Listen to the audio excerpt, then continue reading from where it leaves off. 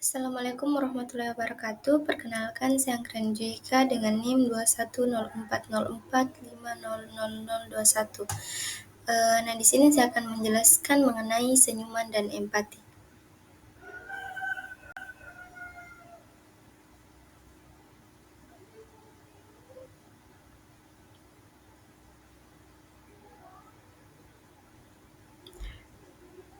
Nah, seperti yang bisa kita lihat, definisi senyuman adalah senyuman merupakan ekspresi kegembiraan yang diam, yang mengekspresikan perasaan sukacita, kebahagiaan, dan kepuasan tanpa menggunakan suara.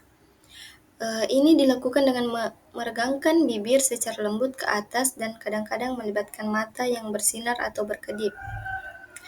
Nah, jadi menurut AMI 2011 terdapat beberapa bentuk gerakan bibir yang dapat dianggap sebagai senyuman, yaitu yang pertama, ketika bibir atas dan bawah bergerak saling menekan dan menghasilkan tarikan pada suatu bibir.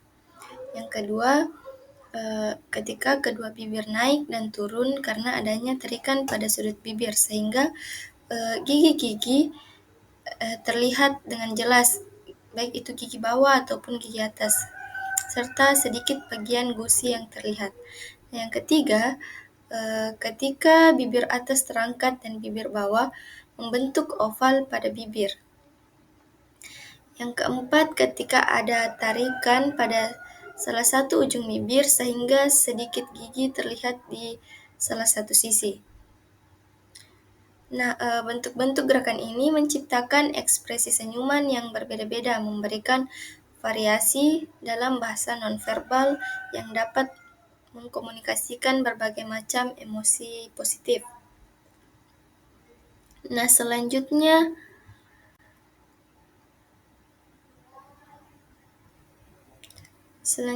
jenis-jenis senyuman. Nah, menurut AMI 2011 dalam konteks komunikasi sehari-hari terdapat 3 jenis senyuman yang dapat diekspresikan oleh seseorang. Yang pertama, senyuman reward. Nah, senyuman reward adalah ekspresi senyuman yang mengekspresikan kegembiraan, kebahagiaan, atau kesenangan seseorang. Atau bisa digunakan untuk menunjukkan bahwa seseorang sedang mengalami atau telah mengalami pengalaman yang menyenangkan. Nah, senyuman ini merupakan bentuk respon positif terhadap suatu stimulus atau situasi yang memicu perasaan senang atau puas dalam diri seseorang. Nah, senyuman reward secara verbal dapat diintervensikan sebagai manifestasi dari kepuasan atau kesenangan yang dirasakan oleh individu dalam interaksi atau pengalaman tertentu. Nah, yang kedua, senyuman Afiliev. Nah, senyuman ini adalah senyuman yang digunakan dalam konteks hubungan sosial, di mana senyuman tersebut mencerminkan upaya seseorang dalam membangun atau memperkuat ikatan dengan orang lain. Nah, senyuman ini menandakan bahwa adanya rasa keakraban, persahabatan, atau afiliasi antara individu yang menunjukkan dengan individu atau kelompok lainnya. Nah, yang ketiga ada senyuman dominance adalah ekspresi senyuman yang digunakan untuk menegaskan atau mempertahankan posisi sosial yang dikaitkan dengan kekuasaan dan kebanggaan. Nah, senyuman ini mencerminkan sikap yang mengesankan kekuatan, dominasi, atau superioritas dalam interaksi sosial. Nah, dengan kata lain, senyuman ini mencerminkan cara untuk menunjukkan keberanian, kepercayaan diri, dan kontrol atas situasi atau lingkungan tertentu. Senyuman ini seringkali digunakan untuk menegaskan posisi dominan atau status sosial yang tinggi dalam suatu kelompok atau hierarki. Nah, sedangkan ada pendapat lain bahwa jenis senyuman dibagi menjadi dua, yaitu senyuman positif dan senyuman negatif. Yang pertama, senyuman positif. Nah, senyuman positif adalah ekspresi senyuman yang mengandung makna yang baik atau positif. Nah, umumnya senyuman ini muncul secara alami atau spontan sehingga dapat dianggap sebagai senyuman yang tulus dan jujur. Senyuman positif mencerminkan kebahagiaan, kepuasan, atau perasaan positif lainnya yang dirasakan oleh seseorang. Nah, dalam konteks komunikasi, senyuman positif seringkali dianggap sebagai ekspresi yang mendukung, menghibur, atau memberikan dukungan emosional kepada orang lain. Kejujuran dan ketulusan dapat mengekspresikan senyuman ini dan membuatnya menjadi alat komunikasi yang efektif dalam membangun hubungan yang baik dan memperkuat ikatan sosial. Nah, senyuman positif terdiri dari beberapa jenis. Yang pertama itu senyuman kebahagiaan. Yang kedua, senyuman kekaguman. Dan yang ketiga, senyuman harapan atau optimis. Yang keempat, senyum malu. Nah, kita akan membahas satu persatu. Yang pertama adalah senyuman kebahagiaan, yaitu senyuman yang menggambarkan bahwa seseorang sedang merasa senang. Ekspresi ini dapat terlihat melalui bibir yang membentuk lengkungan ke atas dan seringkali disertai dengan kilauan atau kecerahan di mata. Senyuman kebahagiaan adalah ekspresi yang secara langsung menunjukkan perasaan positif seseorang dan seringkali dapat menular kepada orang lain di sekitarnya. Ini adalah cara yang sederhana namun kuat untuk berbagi kebahagiaan dan meningkatkan suasana positif dalam lingkungan sekitar. Yang kedua ada senyuman kekaguman. Nah, sebuah senyuman yang tulus ketika mengagumi seseorang dengan sedikit membelalakkan mata. Nah, ini adalah bentuk penghormatan dan penghargaan terhadap kemampuan, kepribadian, atau prestasi seseorang yang dianggap istimewa dan menginspirasi. Senyuman kekaguman dapat membawa nuansa positif dalam interaksi sosial serta menunjukkan apresiasi yang tulus terhadap kelebihan atau prestasi seseorang. Nah, yang ketiga ada senyuman harapan dan optimis. Melalui senyuman harapan, seseorang dapat menularkan semangat dan harapan kepada orang lain. Nah, ini adalah ekspresi yang mendorong kolaborasi, keberanian, semangat, perjuangan bersama dalam menghadapi berbagai situasi atau peristiwa. Nah, yang keempat ada senyuman malu. Nah, senyuman ini membentuk garis sejajar tanpa memperlihatkan gigi dan gusi dan kepala cenderung menunduk.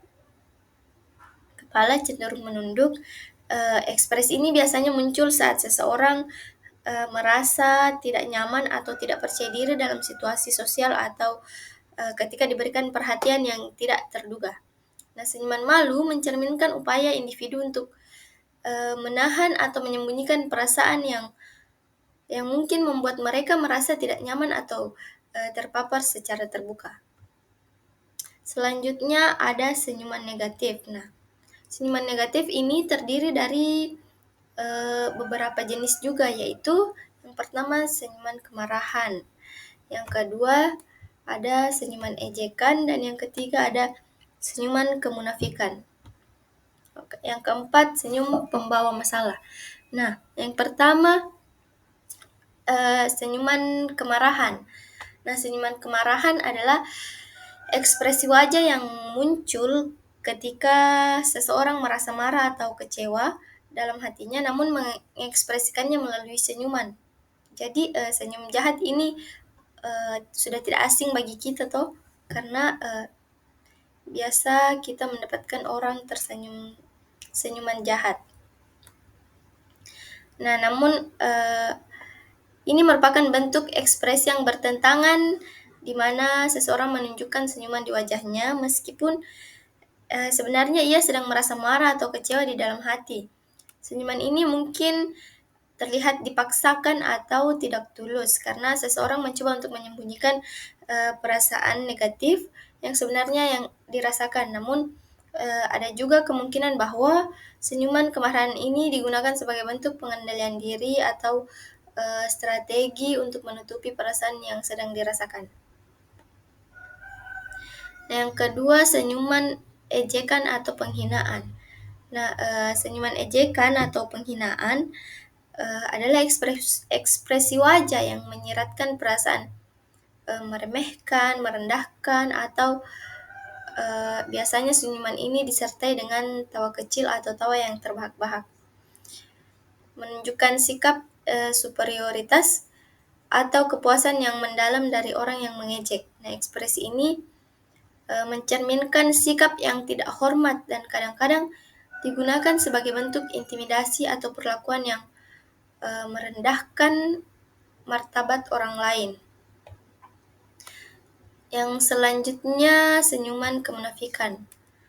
Senyuman kemunafikan adalah ekspresi wajah yang menunjukkan ketidakjujuran atau kepalsuan.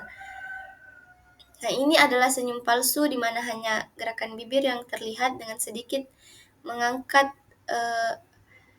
bagian pipinya, namun tidak ada ekspresi yang terlihat di area mata.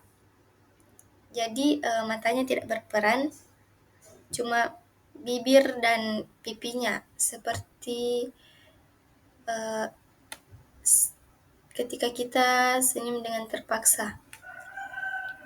Senyuman ini seringkali digunakan untuk menyembunyikan niat yang sebenarnya atau untuk menunjukkan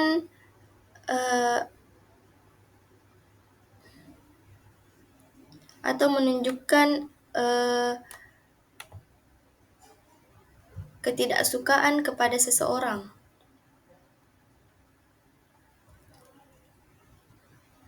Yang terakhir, senyum pembawa masalah.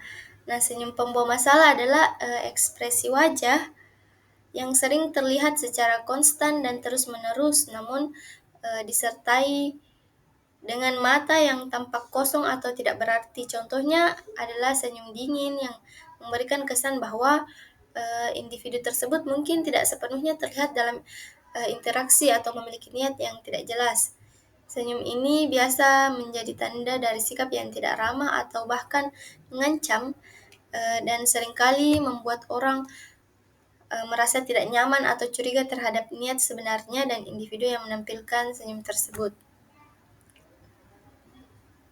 Nah, dalam konteks konseling, senyuman yang tulus menjadi aspek penting dalam sikap yang harus dimiliki oleh konselor. Sebagai salah satu aspek dalam sikap yang harus dimiliki oleh konselor. Sebagai salah satu bentuk komunikasi nonverbal, senyuman memiliki arti yang signifikan dalam mempengaruhi dinamika proses konseling. Selanjutnya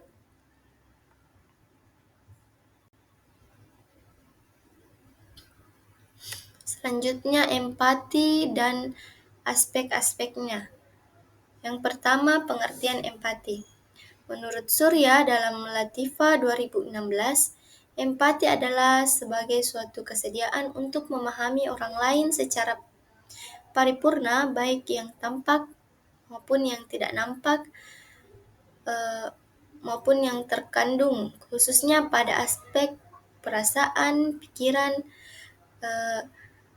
dan keinginan. Selanjutnya, empati adalah suatu tindakan yang munculnya setelah terjadi suatu proses interaksi yang kemungkinan mengingatkan kualitas hubungan sosialnya.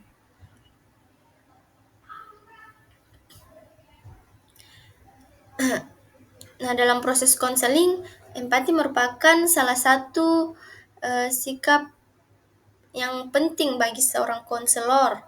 Karena dengan mengaplikasikan sikap empati dalam proses konseling, ini dapat meningkatkan kepercayaan konseli kepada konselor dan menarik minat konseli dalam mengikuti proses konseling. Nah, konselor menunjukkan sikap empati akan menciptakan lingkungan yang aman, dapat dipercaya, dan jujur selama proses konseling.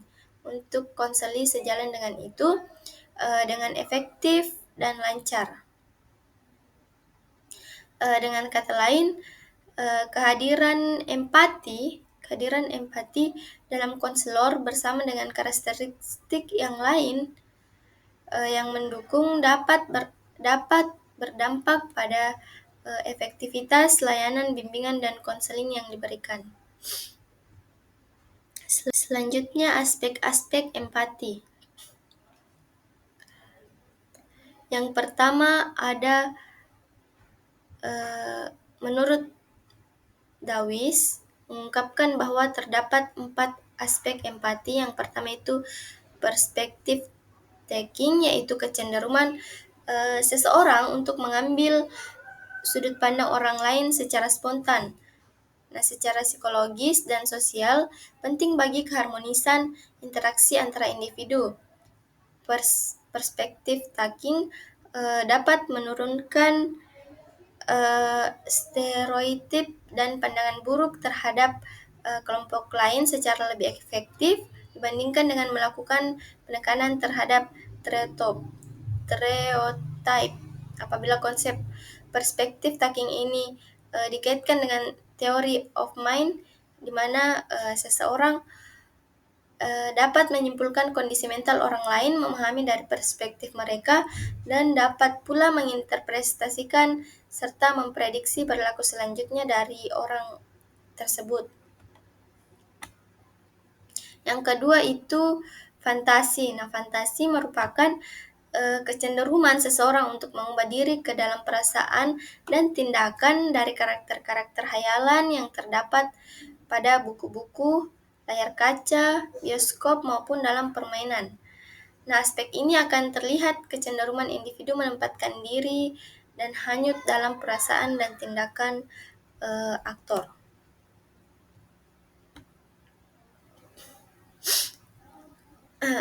Yang selanjutnya, aspek empati concern merupakan orientasi seseorang terhadap orang lain berupa perasaan simpati, kasihan, peduli terhadap orang lain yang ditimpa kemalangan. Empathic concern ini sebagai cermin dari perasaan kehangatan dan simpati. Nah, erat kaitannya dengan kepekaan dan kepedulian terhadap orang lain. Yang terakhir, personal distress merupakan orientasi seseorang terhadap dirinya sendiri yang meliputi perasaan cemas dan gelisah pada situasi interpersonal. Kegelisahan dalam hubungan interpersonal menyebabkan individu melarikan diri dari situasi tersebut untuk mereduksi ketegangan, sehingga seseorang dengan personal distress yang tinggi akan memiliki empati yang rendah. Yang selanjutnya,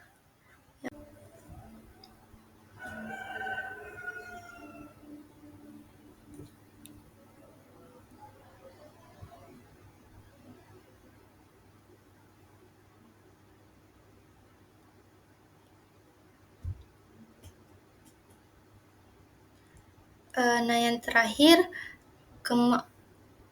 menumbuhkan kemampuan empati. Nah, kemampuan empati yaitu suatu kemampuan merasakan apa yang dirasakan oleh orang lain, seperti ada komunikasi di dalam jiwanya antara pikiran dan perasaan kita dengan pikiran dan perasaan yang dialami orang lain. Empati sifatnya lebih mendalam dari simpati. Nah, kemampuan empati erat hubungannya dengan keterampilan bergaul serta kemampuan berinteraksi dengan orang lain. Kemampuan empati merupakan kemampuan untuk dapat memahami perasaan dan pikiran orang lain, serta memandang segala situasi dari cara pandang orang lain. Kemampuan ini bisa mengajak orang lain untuk menciptakan dan mempertahankan hubungan yang saling menguntungkan dan ditandai oleh saling memberi serta menerima dan rasa kedekatan emosional. Nah, mungkin Itu saja yang dapat saya jelaskan. Assalamualaikum warahmatullahi wabarakatuh.